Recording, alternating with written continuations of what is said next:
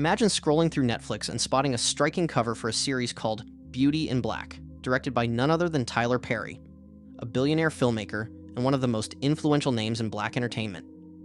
You're excited? You're curious? You click play expecting something fresh, layered, and maybe even groundbreaking. And then, you're hit with a show that feels more like an overextended soap opera than the prestige drama it was marketed as. Instead of nuanced characters with depth and relatability, what we get are archetypes.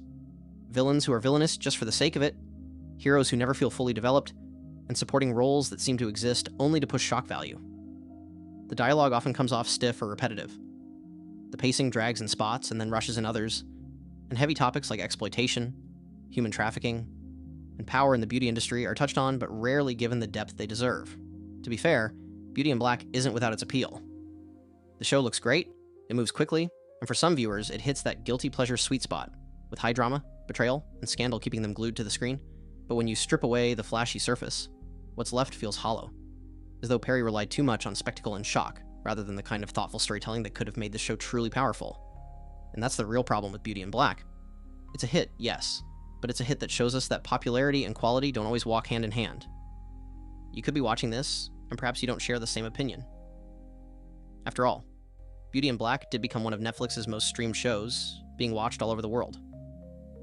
Honestly, however, after watching season 2, I still feel like the show hasn't done much to make me think about it extremely hard. It was fun to see Horace make a ruthless and cold-hearted billionaire out of Kimmy just like he is.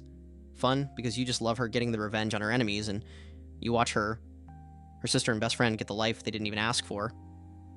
However, have they learned anything from it? Are they trying to pick others up who were once in their situation? Or were they once down bad strippers who have now turned into rich, entitled, and uncompassionate strippers? What about Horace's family members?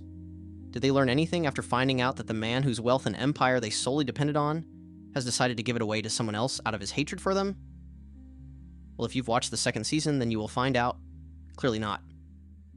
Roy, his oldest son, is still the same drug-addled, spoiled, mentally unstable cheat he was in season 1. His wife, still the opportunistic and gold-digging queen bitch she also was in the first season. Horace's wife, the very same ungrateful, cutthroat, and thirsty woman she also once was. Charles, the youngest son, doesn't even care that his dad's empire is being given away to a stranger, and is still the same pathetic party animal with a never-ending appetite for dark-skinned men. I would talk about Horace's brother, but I think you get my point by now. I mean, there is absolutely no character development in any of these characters. Whoever is writing these scripts was either purposely told to make the characters empty and soulless as possible from their superior for a reason, or simply do not know what they're doing. Anyway, this is AJ's Insights, and that's the problem with Beauty in Black. If you liked the video, please share, hit that like button, and subscribe to my channel. Peace, everyone. Peace.